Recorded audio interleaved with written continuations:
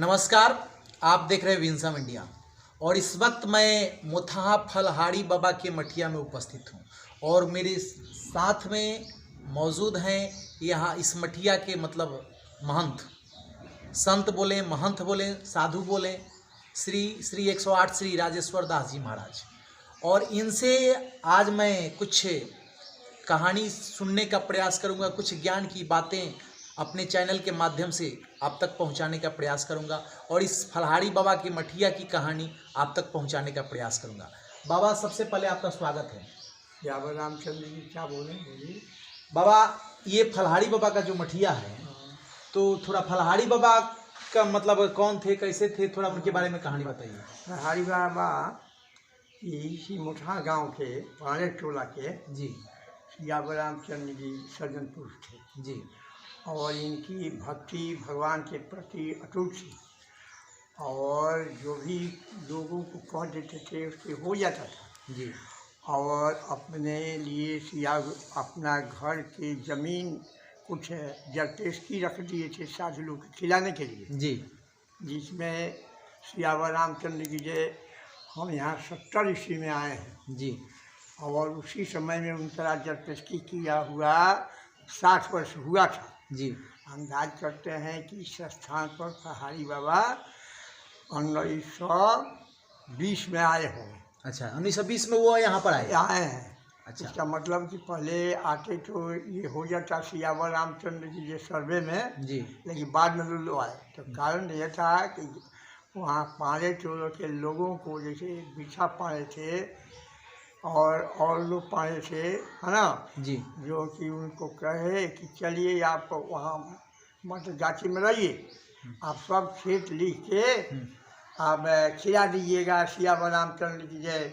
सारा खेत लेकर के किसको खिला देते थे? साधु को। अच्छा, साधु को खिलाते थे। महात्मा को खिला दीजिए। आपका बाल बच्चा कहाँ खाएगा, हम कहाँ से करें, हम लोग क्या करेंगे। इसलिए उनको लोग इस स्थान पर पहुँचा दिए। अच्छा। इसका नाम है मुठहा टाँड़ पर। अच्छा, मुठहा टाँड़ पर फलहारी बाबा के मठिया जो फलहारी बाबा बनाए। जी जी जी। तो यहाँ सियावर रामचंद्र उस दिन जिन लोग चौपा गए जी। उस दिन बड़ी जोर से आंधी आया यहाँ जी। और फलहारी बाबा अभी जो हनुमान जी हैं जी। वहीं पर सियावर रामचंद्र जो गाछ था उसी को पकड़ के लाए। अच्छा।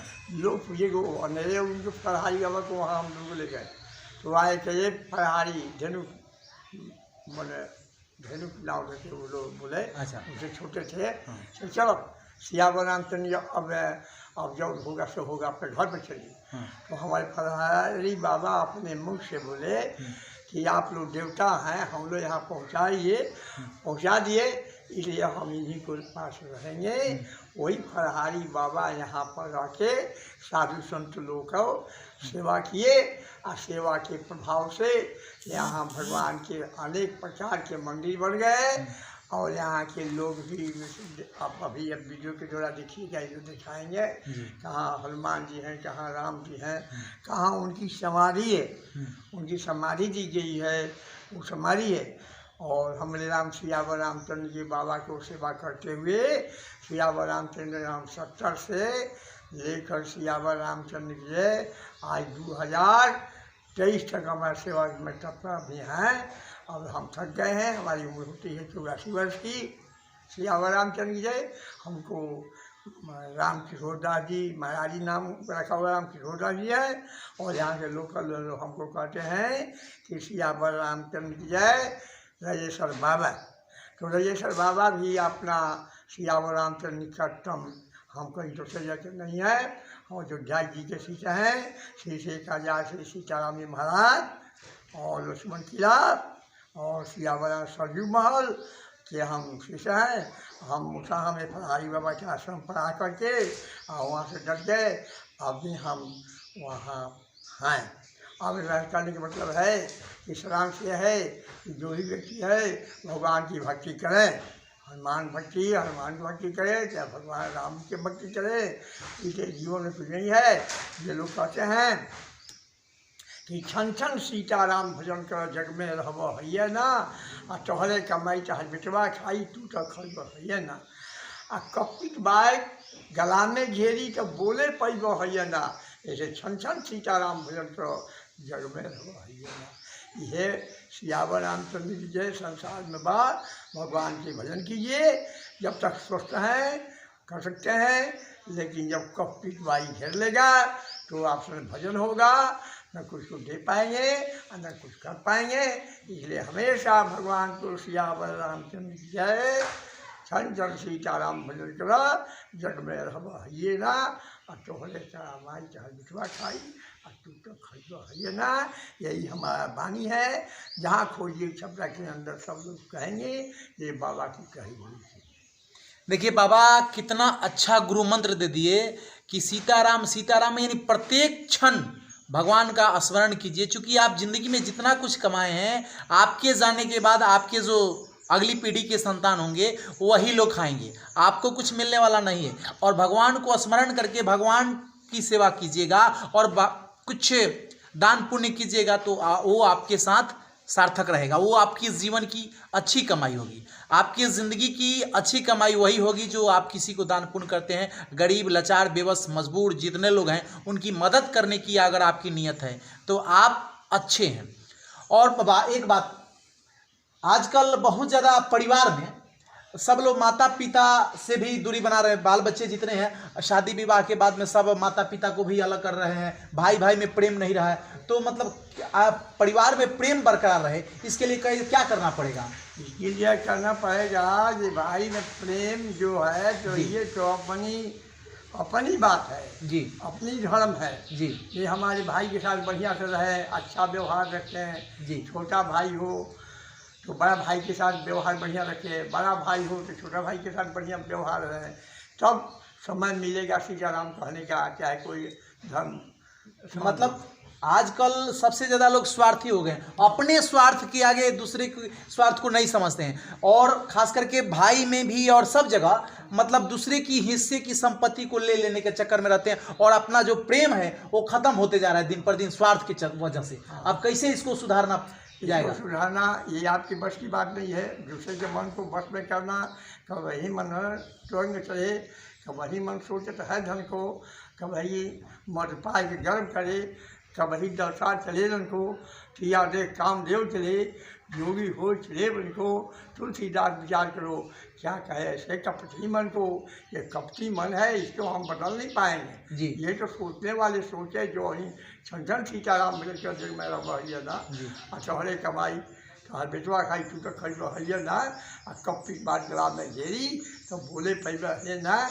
ये जो बात अभी कह रहे हैं यही जो आनंददायक है। देखिए बाबा बता रहे हैं कि मन पर काबू करना बड़ा दुष्कर काम है, बहुत मुश्किल काम है। मन को नियंत्रण करना बड़ी मुश्किल काम है, परंतु मन को नियंत्रित करने के लिए एक बाबा गुरु मंत्र दे दिए कि भगवान का स्मरण कीजिए, भगवान के शरण में जाइए और भगवान को याद करके कुछ काम कीजिएगा। सीताराम सीताराम, जय श्री राम, जो भी आपके इष्ट देव हैं अगर उनको स्मरण करके कोई काम कीजिएगा तो धीरे धीरे धीरे धीरे आपकी वाणी पवित्र होती जाएगी और आपका मन जो है सो पवित्र होते जाएगा और आपके अंदर जो चल रही है खुरपात वो धीरे धीरे ठीक हो जाएगा। अर्थात भगवान के शरण में जाइएगा, भगवान का भजन कीजिएगा तो धीरे धीरे परिवर्तन हो जाएगा। परंतु अचानक अगर कोई चाहे मन को नियंत्रण करना ये बहुत मुश्किल काम है। अच्छा बाबा, जब आप अयोध्या गए तो अयोध्या में कितना दिन है, उसके बाद कब यहाँ आए, थोड़ा उसके बारे में चर्चा कर दीजिए। सियावर रामचंद्र जी हमारे नाम सियावर रामचंद्र हरपुर हमारा जन्मभूमि पड़ता है, हरपुर कला जी, इब्राहिमपुर बनियापुर थाना जी। हम वहीं के निवासी थे पहले जी। लेकिन हमने राम सिया मन में हमको वैराग्य हो गया अपने भाइयों को छोड़कर, अपने सब जितने हित संबंधी को छोड़ करके हमने प्रस्थान किया अयोध्या जी। कब अयोध्या गए बाबा? 1972। अच्छा, 1972 में। 72 अच्छा। 72 में, ऐसे 70 में हम यहाँ आते थे। जी जी। तो 1972 में लगभग हम यहाँ से अयोध्या गए। तो गए तो अपने मनकापुर हम उतर गए हमें रात, और सियावर रामचंद्र सोचे कि अब कहाँ जाएँ हम। तो पंत पाल रघुवंशवनी करुणा सिंधु खरार गए शरण को राखिए। सब अपराध के सामने भगवान से प्रार्थना कीजिए, हे भगवान हमको शरण में रख लीजिए और हम आपके पास आ रहे हैं, हमने दया कीजिए। हमने गाड़ी पे से उतर करके मेल थे और बस में बैठ कर अयोध्या नया घाट में उतर गए। नया घाट में गए तो सियावर रामचंद्र जी लोग से पूछे लक्ष्मण किला, तो लक्ष्मण किला में गए, वहाँ हमारे महाराज से भेंट हुई और महाराज जी हमको सियावर रामचंद्र जी अपने शिष्य बना लिए, जिसमें कि हमारे राम लक्ष्मण दास जी गुरु भाई जो हैं हाटपुर में, वो भी वहाँ मौजूद थे। उनके सामने हमारी दीक्षा हुई और थोड़े दिन रह करके हमको चलने का विचार हुआ, घूमने का। महाराज जी मैंने उसे बिहार मत जाना, लेकिन हमें ऐसी हो गई महाराज जी बानी को हम बिहार में आ गए। बिहार में आ गए तो सियावर रामचंद्र जी हमारे राम फरहारी बाबा के मठिया पर सियावर रामचंद्र आ गए और फरहारी बाबा के मठिया पर उस समय में राजू बाबा थे मठिया पर। राजू बाबा के शरीर छूट गया 74 में। तो इसके बाद सियावर राम से हमारा यहाँ रहने के लिए लोग गांव के लोग बैठाए। इसके बाद धीरे धीरे 80 में हम सियावर राम जो हनुमान जी के मंदिर बनाए और 80 के बाद में सियावर रामचंद्र जी गए। 80 के बाद में धीरे धीरे 85 में हमें बद्रीनाथ केदारनाथ ऐसे सब तीर्थों में हमने घूमा और घूम के सियावर राम से ऑल इंडिया टूरिंग करके सब तीर्थ में गए। दक्षिण भारत गए और रघुनाथ जी के मंदिर गए, वहाँ का चौक सियावर रामचंद्र रामेश्वरम जी का दर्शन किए। ऐसे बिहार होते हुए सब घूम घाम कर हम फिर इस स्थान पर आए। इसके बाद पहले सियावर रामचंद्र जी ईश्वर राज्य बाबा थे बर्तन में। अच्छा बाबा, आप जब आए उस समय फरहारी बाबा नहीं थे यहाँ? हाँ, फरहारी बाबा नहीं थे, बहुत पहले गुजर चुके थे। राज्य बाबा थे। अच्छा। लेकिन हमारे लोग से इतिहास पूछे हैं जी, तो फरहारी बाबा शरीर छोड़े 1934 में जी। ऐसे छोड़ने के बाद पंची में छोड़े उनके नरसिंह जी चला। ऐसे बटिया बाबा चलाए बटिया को 48 तक। जी। 48 के बाद में सियावर सब कोई हट गया, मुखिया टमाटोल हो गया। तो गांव के जो बैल थे किरुदेव पाड़े टोला के, वही आकर के मुखिया को और 1965 तक है 65 में सही छोड़ दिया। 65 के बाद हमारे आए सियावर रामचंद्र जी श्री राजीव दास जी महाराज, उनको लोग रखे तो 74 में उनकी मतलब शरीर छोड़ दी। 74 के बाद हमने सियावर रामचंद्र गाँव तक पहले आते जाते थे, लेकिन 74 से हमारा रेडी हो गया रहने के लिए स्थान। थोड़ा चलता हमारा नाम अभी जो उस समय से रह के अनेक जगह बना, जो कि ये लोग आपको वीडियो पे दिखाएंगे। आगे मात्र था कोई रहने का और कोई नहीं था। तो आगे हनुमान जी का पूरा राम का बन गया है, हरि बाबा का समाधि बन गई है और इधर सियावर जी से बन गया है। ये लोग आपको दिखा देंगे और आपको सियावर देखिए। और भगवान के लिए यही कहेंगे कि सन सीताराम जग में रहो है ना, कहले कमाई हरे बात आई अपनी कब खरीद है ना, कब इस बात के बाद लगे जब बोले पड़ेगा। तो जब भी आपको समय मिले तभी भगवान का नाम लेते रहिए, तभी आप सुधार है। बाप बेटा ये कोई भाग करने वाली नहीं है, जो है तो वही प्रभु है। ये तो सृष्टि के अनुसार जन्म लेना है, मरना है, सब कुछ दिखा ही जाता है।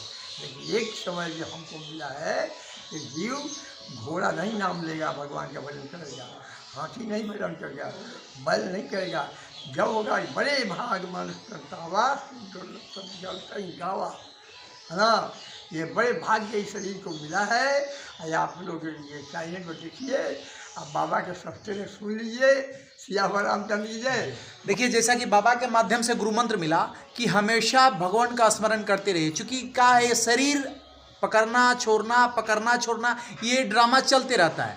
शेक्सपियर ने अपने थ्योरी में लिखा है, सिद्धांत उसका है कि life is drama and we are actor and actress, the world is a stage and we always play acting under the direction of God. यानी हम लोग हमेशा ईश्वर के डायरेक्शन में, यानी ईश्वर के निर्देशन के अनुकूल अपना जो रोल है, अपनी जो भूमिका है, उस भूमिका के अंतर्गत काम करते हैं। यानी बिना ईश्वर के इच्छा के तृण नहीं डोलता है। इसलिए भगवान के शरण में जाना और भगवान का भजन करना चाहिए। बाबा भी बता रहे हैं कि हमेशा आप भगवान का भजन करते रहिए। चूँकि भगवान के शरण में जाइएगा और भगवान का भजन करते रहिएगा, वाणी पवित्र होगा और हमेशा लोक कल्याण के लिए आपके दिमाग में, आपके जहन में ख्याल उभरते रहेगा। और हम अभी बाबा राजेश्वर बाबा यानी श्री श्री 108 श्री राजेश्वर दास जी महाराज के शरीक में बैठे हैं और इनसे कुछ ज्ञान की बातें अपने चैनल के माध्यम से आप तक पहुंचाने का प्रयास किए। कमेंट करके बताइएगा हमारा प्रयास कैसा रहा। जय श्री राम।